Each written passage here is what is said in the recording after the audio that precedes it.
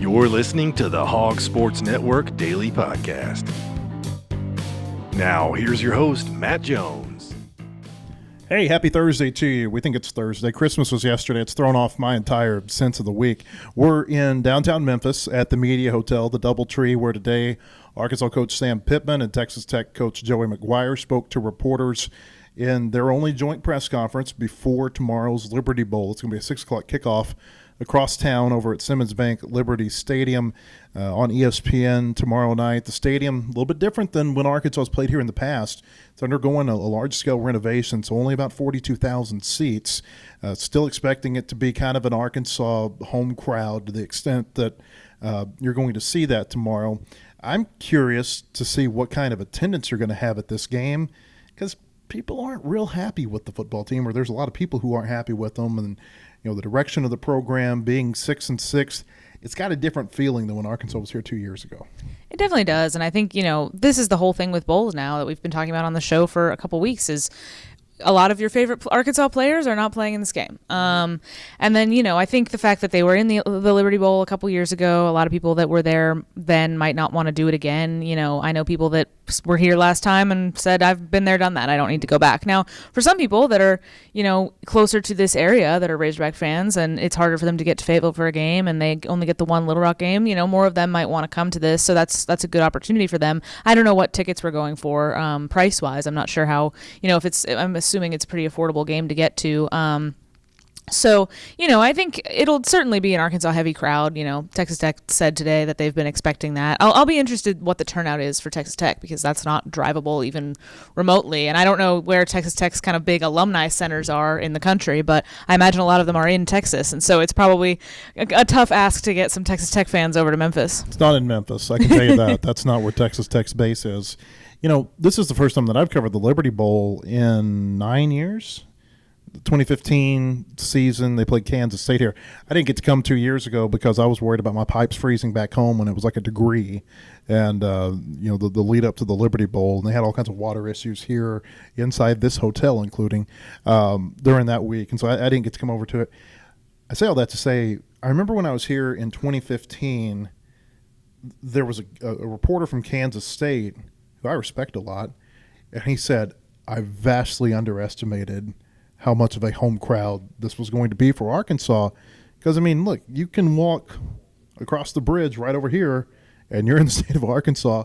And like you said, you know, you got people from this part of the state who they can come watch this game, and it's a day trip for them. They don't have to stay the night if they don't want to. And, you know, and so you've got people, you know, Razorback fans who, you know, they can drive here and home in, you know, an hour round trip. And so it's an opportunity for them. And I think that's one of the big reasons that they like to play here in Memphis. I think it's why they're going to play here next year against the, you know, the Memphis Tigers.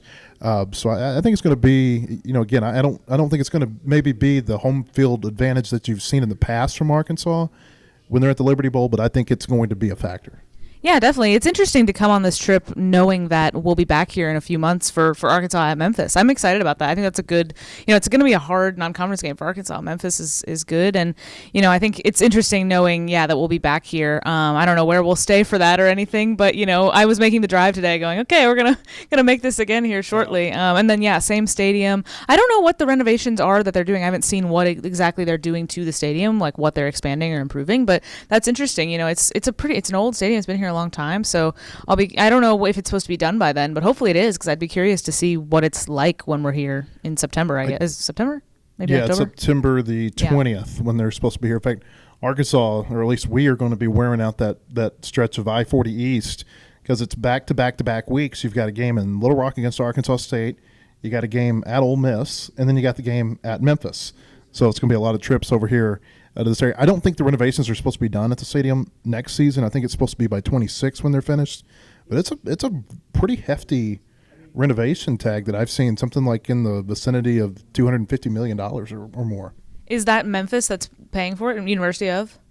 I'm not sure. I mean, they'll be the biggest beneficiaries of it, but I don't know, how much the city or whoever the governing body of that stadium is, and I would assume the university is probably going to be the one that puts most right, because I don't know, with War Memorial, it's not, the athletic department doesn't pay for renovations there. It's a different thing. War Memorial is run by its own kind of people, right? If War Memorial were to get renovated, it wouldn't be the athletic department at Arkansas paying for it. So not sure how it works, but I'll be curious how it ends up. And Memphis, I've been to the Liberty Bowl. I think this is maybe my third or fourth Liberty Bowl. My second one to cover, I was here in 2022, but I went to a couple as a kid. I got to be the Peabody Ducks marshal person. I still have the duck cane that they give you. I still have it somewhere in my house. And I can't remember how old I was, but I was thrilled by that experience, getting to march with the Ducks. I was filling in some people on it when we were getting to town, but that was the most exciting part of the Liberty Bowl experience for me. What was your biggest takeaway from the day? I thought for me, it was the news that Taj Brooks. I can't talk. Maybe we can put a picture over what we just did. When I'm coughing and feeling like I'm about to die. You still sound like I'm dying, y'all. This is like the podcast from hell. It is really rough. It's rough. I need my cough button. Okay. Can we put a picture or something over that? Picture of the Peabody Ducks. Are we driving you crazy? Sorry. All right, here we go. 3, 2, 1. What was your biggest takeaway from the day? Because I thought for me it was Taj Brooks, the Texas Tech running back. Their coach, Joey McGuire, said that he's a 50-50 chance to play tomorrow.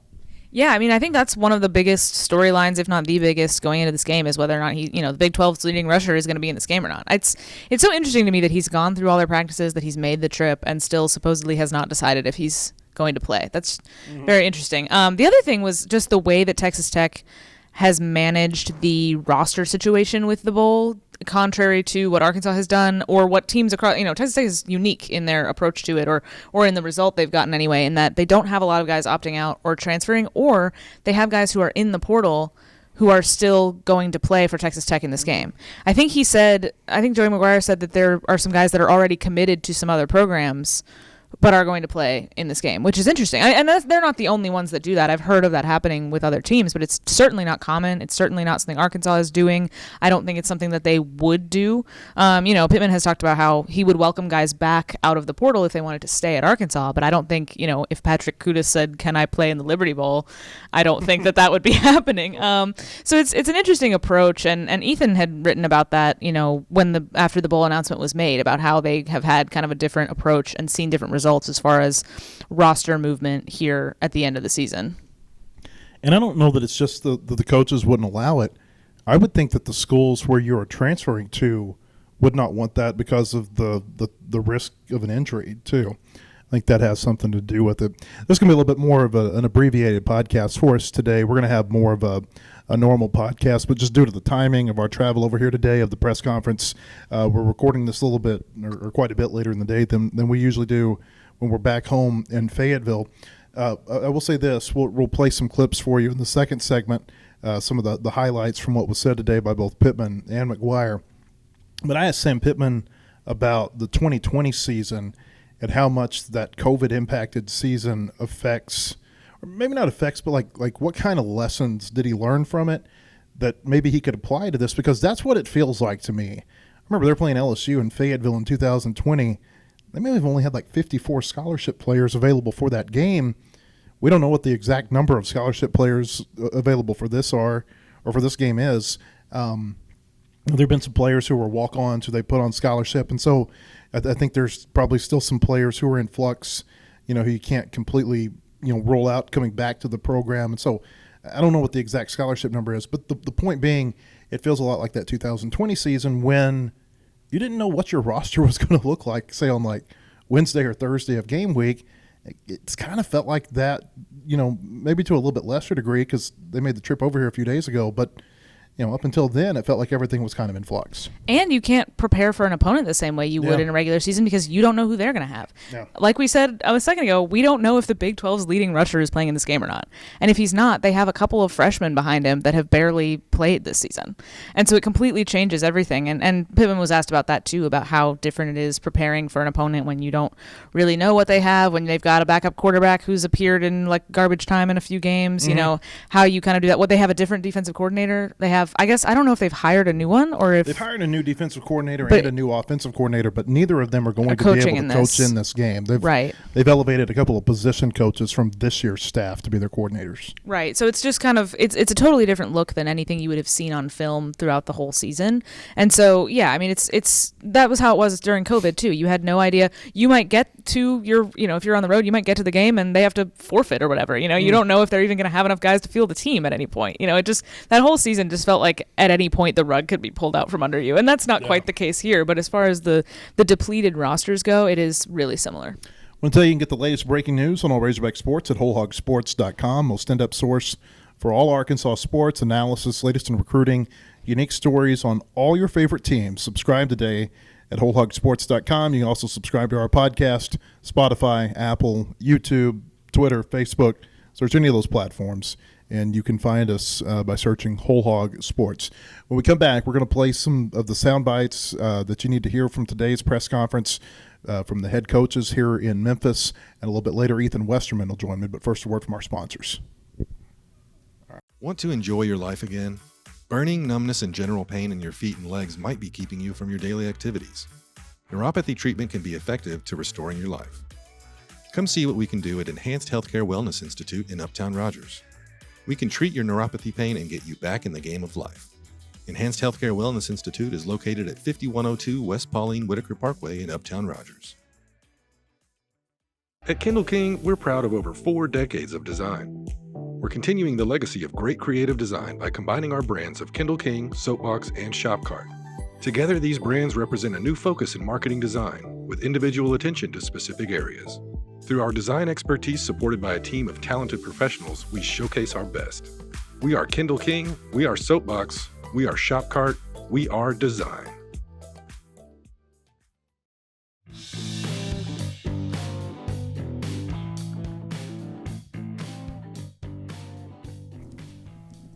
Hey, welcome back. I want to tell you about our friends at Enhanced Healthcare Wellness Institute.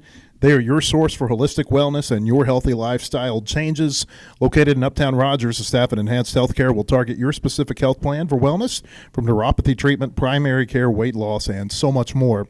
You can count on the experts at Enhanced Healthcare Wellness Institute in Rogers. As we mentioned a moment ago, Sam Pittman and Joey McGuire, the head coaches for the 66 Liberty Bowl, spoke today here at the Media Hotel in Memphis. And we're going to play for you some of their highlights, some of the sound bites that you need to hear from their press conference today. We'll start with Sam Pittman and then Joey McGuire. I think everybody knows that we're thin. That doesn't mean we can't play, but we are thin.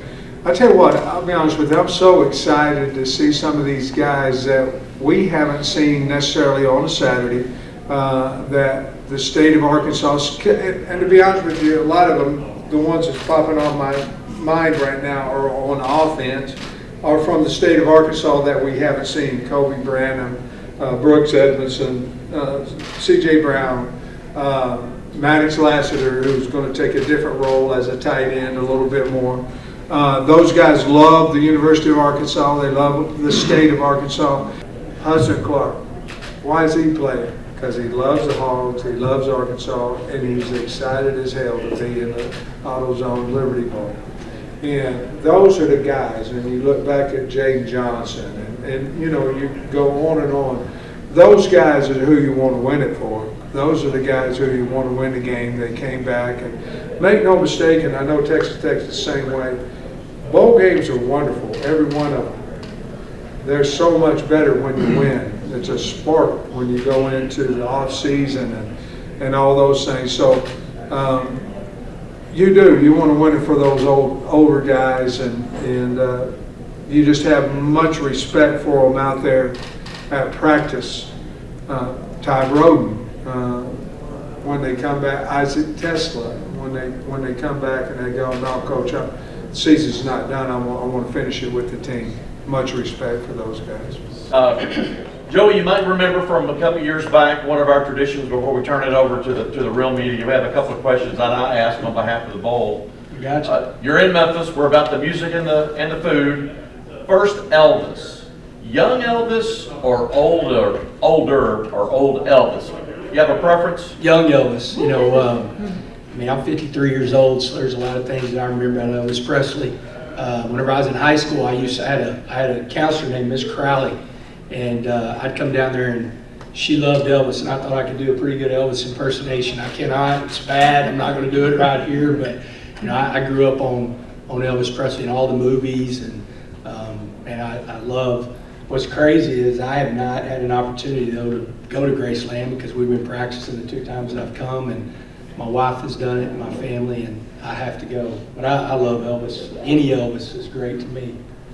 Barbecue, on the rib issue, dry ribs or wet ribs? Well, I'd say wet ribs, but I probably need the dry ribs because they seem like they're less messy. We've been wearing a lot of white.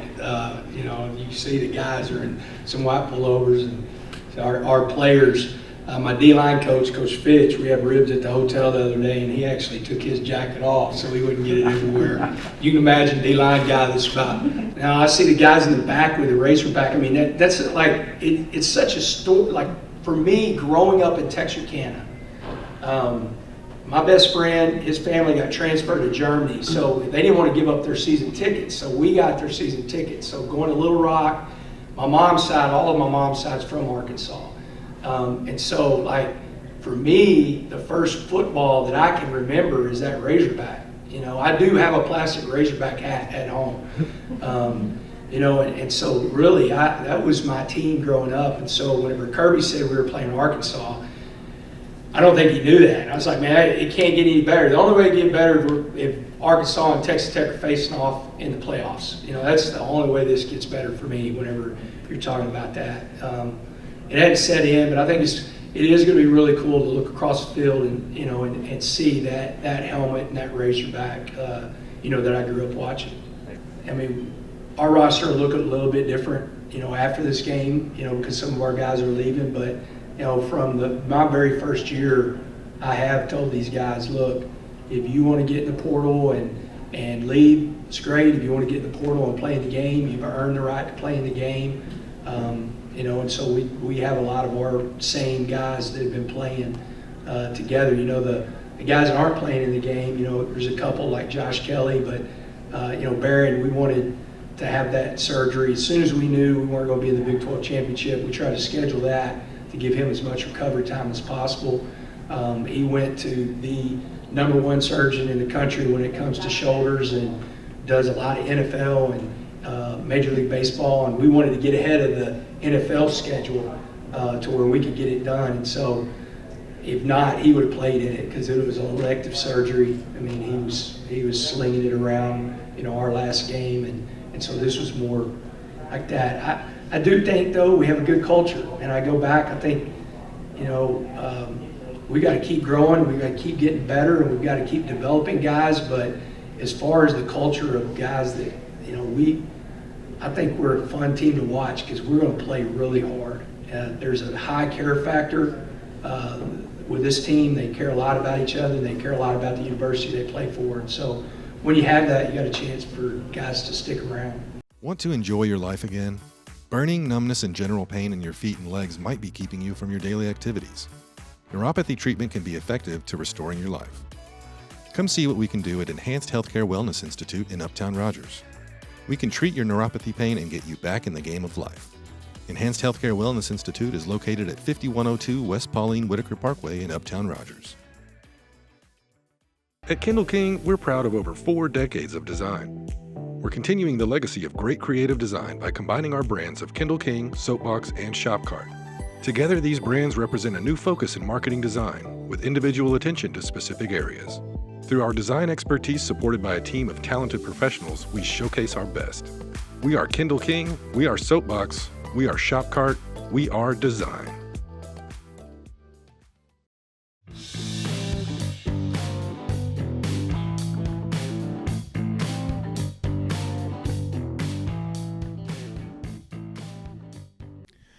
Hey, welcome back. We want to tell you about our friends at Bentonville Glass. They've been serving their community since 1971. Committed, professional, versatile. If you're looking for a quality leader in Northwest Arkansas or looking for skilled craftsmanship, look no further than Bentonville Glass for all your glass market needs with the highest quality products. You can come by and see them at 507 South Main in Bentonville or online at bentonvilleglass.com. Ethan Westerman is here with me now. Ethan, you were over here on the 23rd, the day the team arrived. Then you went back home, and you came back today. You win the award for most dedicated, I think, this week. What was the mood like, though, when they arrived, and maybe just kind of give some perspective, on what you've seen this week over a couple of different days? Yeah, certainly whenever Arkansas arrived, the vibe that I got was they were all in really good spirits, especially, whenever Sam Pittman hops off the bus and he's got his bright red cane and he's no longer in this hip pain, he's just in recovery. He had a big old smile on his face walking in. He seemed like he was in a great mood. He just keeps on bringing it up that he wishes that he had got this done before the season, because the whole season for him was just a battle of him against himself, of just being in pain on the sideline.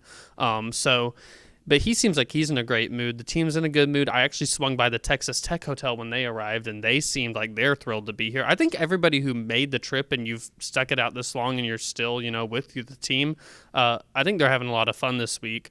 But it sure has been for me, like you said, a week in Memphis, segmented. But it's been a lot of fun to be around here and see just kind of how bowl festivities work. This is my first one to ever come to and cover, so it's a first for me, and I'm really having a good time seeing how this all works.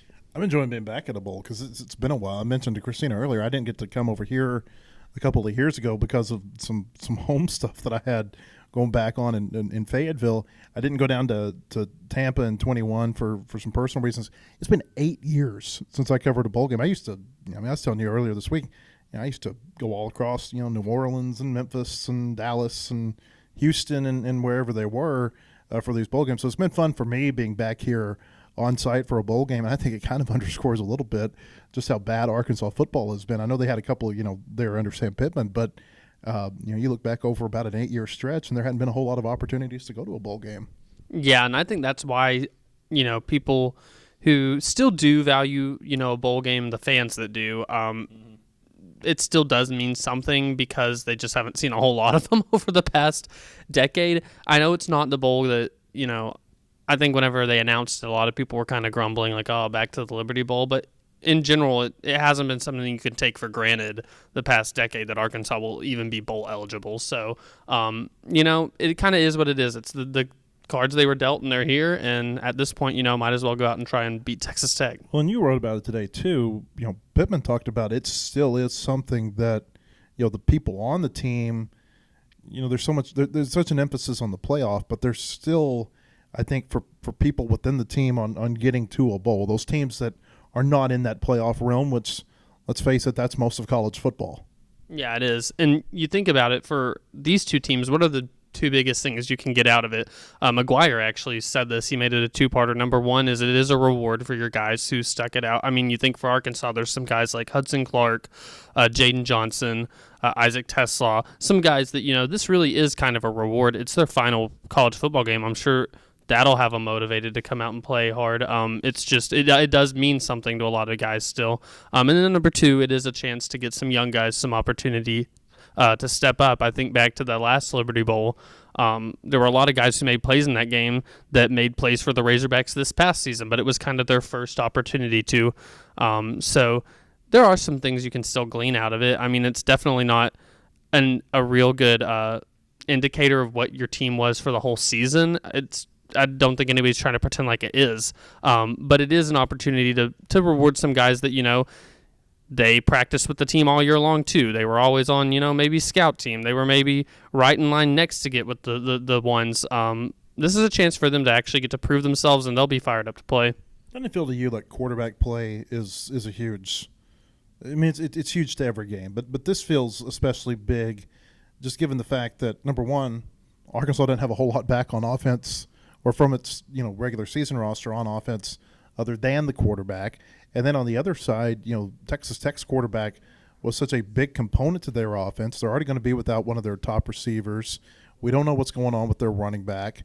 They've got a new offensive coordinator for this game. It feels like quarterback play is really magnified. Certainly, and it's one of those things. You think of Arkansas's successes this year. A lot of times it's come against younger quarterbacks. You wonder if, in all these situations, you're talking about that was their success in the regular season with a different team. Because these are different guys. But Arkansas has had some success against younger quarterbacks this year. You wonder if this could be the latest episode. Certainly. Texas Tech will be different without their quarterback. It doesn't take long to look at the season that he had and his stats to realize how good he was for them. But, you're catching a guy who I believe he was a 4-star coming out of high school. A lot of people are excited about him. I think all I've gotten from, hearing Texas Tech people talk is they are excited to see how he performs. This is a chance for this guy to really prove his future stock with the program.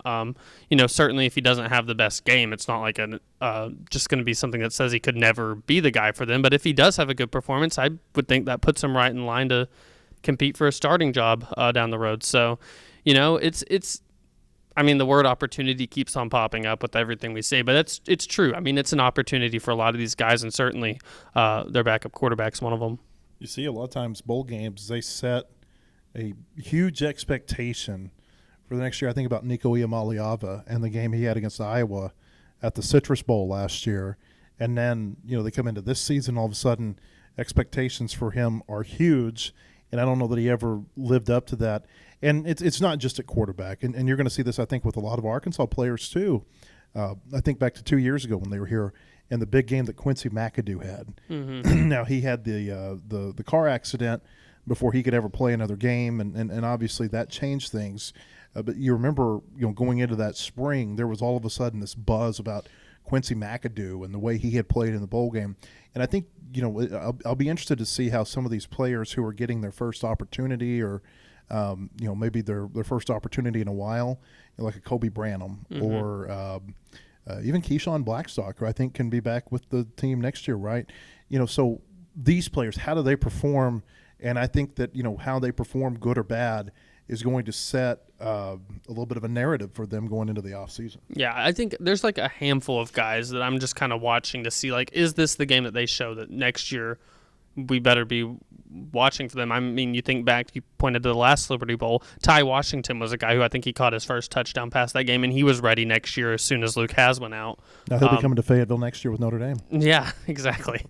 So you had some guys in that game that showed what they could bring next year. I think this year the guys I'm looking at are C.J. Brown, receiver. I think that this is a good opportunity for him. Kobe Branham, Quincy Rhodes, the two young defensive ends, Charlie Collins and Kavion Henderson. Those are two I'm certainly looking at. And then even a linebacker like Brad Shaw and Selman Bridges, the cornerback who was in the portal and back out. Those are just some guys that I could see this being a big opportunity for them. Sam Pittman even mentioned him today. Maddox Lassiter, the tight end from the fullback turned tight end from Warren, who he's certainly going to have to be a part of the plans tomorrow. You wonder if it's the type of game that you really see what they see in practice, because he's really high on Maddox Lassiter. He loves that. He loves Maddox. We got a lot more to get to. We're just kind of collecting our thoughts here tonight, and we'll have a more traditional podcast for you tomorrow from Memphis in advance of tomorrow night's game. We appreciate you being with us. Until tomorrow, hope we see you at wholehogsports.com. Have a great night, everyone.